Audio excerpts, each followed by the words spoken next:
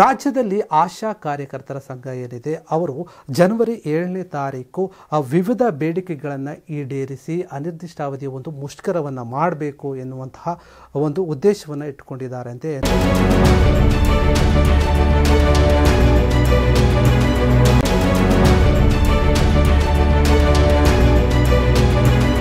ನಿಟ್ಟಿನಲ್ಲಿ ಅವರು ಬೆಂಗಳೂರಿನ ಫ್ರೀಡಂ ಪಾರ್ಕ್ನಲ್ಲಿ ನಾವು ಅನಿರ್ದಿಷ್ಟಾವಧಿಯ ಒಂದು ಮುಷ್ಕರವನ್ನು ಮಾಡ್ತೇವೆ ಎನ್ನುವಂಥ ಮಾತು ಕೇಳಿ ಬರ್ತಾ ಇದೆ. ಬಾಯಲ್ಲಿಟ್ಟರೆ ಬೆಣ್ಣೆಯಂತೆ ಕರಗುವ ಜೀನಿ ರಾಗಿ ಬಿಸ್ಕತ್ ಹಾಗೂ ಮಕ್ಕಳಿಗೆ ವಿಶೇಷವಾಗಿ ತುಪ್ಪ ಮತ್ತು ಬೆಣ್ಣೆಯೊಂದಿಗೆ ತಯಾರಿಸಿದ ರಾಗಿ ಸರಿ ಹಿಟ್ಟಿನ ಬಿಸ್ಕತ್. ಹೀಗಾಗಿ ಸರ್ಕಾರವು ಕೂಡ ಈ ಒಂದು ಮುಷ್ಕರಕ್ಕೆ ಅಂದ್ರೆ ಮಾಡಬೇಡಿ ಎನ್ನುವಂತಹ ಮನವಿ ರೀತಿಯಲ್ಲಿ ಅಥವಾ ಎಚ್ಚರಿಕೆ ರೀತಿಯಲ್ಲಿ ಹೇಳಿರುತ್ತೆ. ಏನಂತಂದ್ರೆ ಆಶಾ ಕಾರ್ಯಕರ್ತರ ಬೇಡಿಕೆ ಏನಂತ ನೋಡ್ಬಿಡೋದಾದ್ರೆ ಅವರಿಗೆ 15,000 ರೂಪಾಯಿ ಒಂದು ವೇತನವನ್ನು ನೀಡಬೇಕು ಎನ್ನುವಂಥದ್ದು ಅವರ ಮುಖ್ಯ ಬೇಡಿಕೆ. ಮತ್ತೆ ಇದರ ಜೊತೆಗೆ ವಿವಿಧ ಬೇಡಿಕೆಗಳು ಕೂಡ ಇದೆ. ಅವರಿಗೆ ಸರಿಯಾದ ಕೆಲವೊಂದು ಸೌಲಭ್ಯಗಳನ್ನು ಕೂಡ ನೀಡಬೇಕು ಎನ್ನುವಂಥ ನಿಟ್ಟಿನಲ್ಲಿ ಆಶಾ ಕಾರ್ಯಕರ್ತೆಯರು ಪ್ರತಿಭಟನೆಯನ್ನು ಮಾಡೋಕ್ಕೆ ಮುಂದಾಗಿರುತ್ತೆ. ಈಗ ಈ ಹಿಂದೆ ಕೂಡ ಸಾಕಷ್ಟು ಬಾರಿ ಅವರು ತಮ್ಮ ಹಲವು ಬೇಡಿಕೆಗಳನ್ನು ಈಡೇರಿಸುವಂತೆ ಸರ್ಕಾರದ ಒಂದು ವಿರುದ್ಧವಾಗಿ ಪ್ರತಿಭಟನೆಗಳನ್ನು ಕೂಡ ಮಾಡಿದ್ರು. ಅದರ ನಿಟ್ಟಿನಲ್ಲಿ ಈಗ ಅವರಿಗೇನು ಎಷ್ಟೇ ಒಂದು ಪ್ರತಿಭಟನೆಯನ್ನು ಮಾಡಿದ್ರು ಕೂಡ ನಮಗೆ ಇನ್ನೂ ಸರಿಯಾದ ರೀತಿಯಲ್ಲಿ ಸೌಲಭ್ಯಗಳು ಸಿಗ್ತಾ ಇಲ್ಲ. ಮತ್ತು ನಮ್ಮ ವೇತನ ಏನಿದೆ ಮೂಲ ವೇತನ ಅದು ಕೂಡ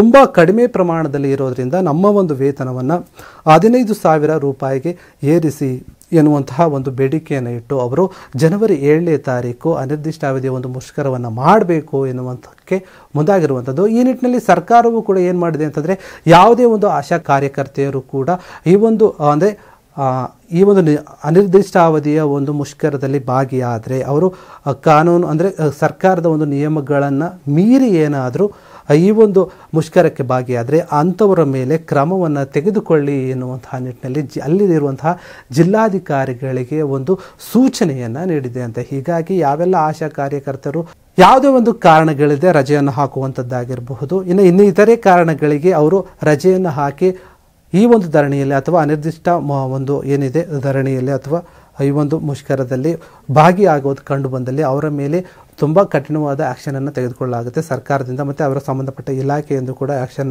ತೆಗೆದುಕೊಳ್ಳಿ ಎನ್ನುವಂತಹ ಸೂಚನೆಯನ್ನು ನೀಡಿದೆ ಅಂತೆ. ಈ ಒಂದು ವಿಚಾರವಾಗಿ ಈಗಾಗಲೇ ಸರ್ಕಾರ ತನ್ನ ಎಲ್ಲ ನಿಯಮಗಳನ್ನು ಆಯಾ ಸಂಬಂಧಪಟ್ಟ ಇಲಾಖೆಗಳಿಗೆ ಹೊರಡಿಸಿದೆ. ಆಶಾ ಕಾರ್ಯಕರ್ತರಿಗೆ ಅವರು ಏನಾದರೂ ಅಗತ್ಯ ಅಂದರೆ ಅವರಿಗೆ ಏನಾದರೂ ಆರೋಗ್ಯ ಸಮಸ್ಯೆಗಳಲ್ಲಿ ಇದ್ದಲ್ಲಿ ಮಾತ್ರ ಅವರು ರಜೆಯನ್ನು ಹಾಕಬೇಕು, ಅದಕ್ಕೆ ಅನುಮತಿ ಇರುತ್ತದೆ. ಇನ್ನು ಯಾವುದೇ ಕಾರಣಕ್ಕೂ ಕೂಡ ಅವರು ರಜೆಯನ್ನು ಹಾಕುವಂತಿಲ್ಲ. ಈ ರೀತಿಯಾದಂಥ ಮುಷ್ಕರದಲ್ಲಿ ಅವರು ನಿಯಮಗಳನ್ನು ಮೀರಿ ಭಾಗವಹಿಸುವಂತಿಲ್ಲ ಎನ್ನುವಂತಹ ಮಾತು ಖುದ್ದಾಗಿ ಸರ್ಕಾರ ಹೇಳಿರುವಂಥದ್ದು. ಇಲಾಖೆಗಳಿಗೆ, ಅಧಿಕಾರಿಗಳಿಗೆ ಮತ್ತು ಕಾರ್ಯದರ್ಶಿಗಳಿಗೆ ಏನಿದೆ ಅವರಿಗೆ ಒಂದು ಸೂಚನೆಯನ್ನು ನೀಡಿ ಈ ಒಂದು ಮುಷ್ಕರವನ್ನು ಯಾವುದೇ ರೀತಿಯಾಗಿ ಮಾಡಬಾರ್ದು, ನಿಲ್ಲಿಸಿ ಎನ್ನುವಂತಹ ನಿಟ್ಟಿನಲ್ಲಿ ಒಂದು ಸೂಚನೆಯನ್ನು ನೀಡಿದಂತೆ. ಹೀಗಾಗಿ ಆಶಾ ಕಾರ್ಯಕರ್ತರು ಈ ನಿಟ್ಟಿನಲ್ಲಿ ಜನವರಿ 7ನೇ ತಾರೀಕು ಒಂದು ಅನಿರ್ದಿಷ್ಟಾವಧಿಯ ಮುಷ್ಕರ ಏನಿದೆ ಅದರಲ್ಲಿ ಎಷ್ಟು ಜನ ಪಾಲ್ಗೊಳ್ತಾರೆ, ಅವರು ಪಾಲ್ಗೊಂಡಿರುವಂತಹ ರೀತಿ ವಿಧಾನ ಯಾವ ರೀತಿಯಾಗಿದೆ ಅದೆಲ್ಲ ಕೂಡ ಪರಿಶೀಲನೆ ಮಾಡಲಾಗುತ್ತೆ. ಒಂದು ವೇಳೆ ನಿಯಮಗಳನ್ನು ಮೀರಿ ಯಾರಾದರೂ ಏನಾದರೂ ಈ ಒಂದು ಇದರಲ್ಲಿ ಚಟುವಟಿಕೆಯಲ್ಲಿ ಭಾಗವಹಿಸಿದ್ರೆ ಅವರ ಮೇಲೆ ಕ್ರಮ ತೆಗೆದುಕೊಳ್ತೇವೆ.